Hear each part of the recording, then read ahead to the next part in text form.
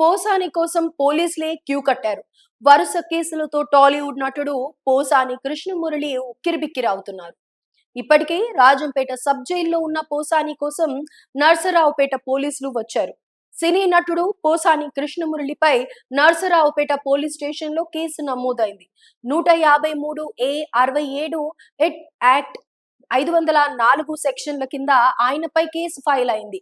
ఈ క్రమంలో PT వారెంట్తో Rajampet sub జైలుకు చేరుకున్నారు నర్సరావుపేట పోలీసులు. రాజంపేట సబ్ జైల్లో వైద్య పరీక్షలు నిర్వహించిన అనంతరం పోసానిని అదుపులోకి తీసుకున్నారు. రాజంపేట సబ్ జైల్లో గత 4 రోజులుగా పోసాని రిమాండ్ ఖైదీగా ఉన్న విషయం తెలిసిందే. నర్సరావుపేట 2 టౌన్ సిఐ హేమారావు ఆధ్వర్యంలో నర్సరావుపేటకు పోసానిని తరలించారు. కాగా పోసాని కృష్ణమురళిపై రాష్ట్ర వ్యాప్తంగా దాదాపు 15కు పైగా కేసులు నమోదైనట్లు తెలుస్తోంది. ఈ నేపథ్యంలో ఒక్కొక్కరుగా పోసానిని అదుపులోకి తీసుకునేందుకు రాజంపేట సబ్ జైలుకు దారి పట్టారు.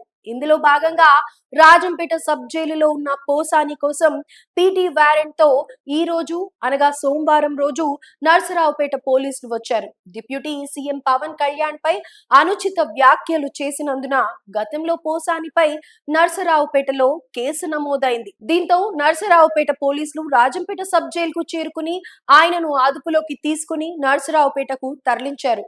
కోర్టులో హాజరుపరిచిన అనంతరం న్యాయస్థానం నిర్ణయం మేరకు నర్సరావుపేట సబ్ జైల్లో ఉంచుతారా లేక రాజంపేటకు తరలిస్తారా అనేది తెలియాల్సి ఉంది. అయితే గత ప్రభుత్వ పెద్ద ఆదేశాలతో చంద్రబాబు, పవన్ కళ్యాణ్, లోకేష్ సహా ప్రతిపక్షంలో ఉన్న వారిపై అనుచిత అసభ్యకర వ్యాఖ్యలు చేసిన వ్యవహారంలో గత వారం పోసాని కృష్ణమురళిని హైదరాబాద్ లో పోలీసులు అదుపులోకి తీసుకున్నారు.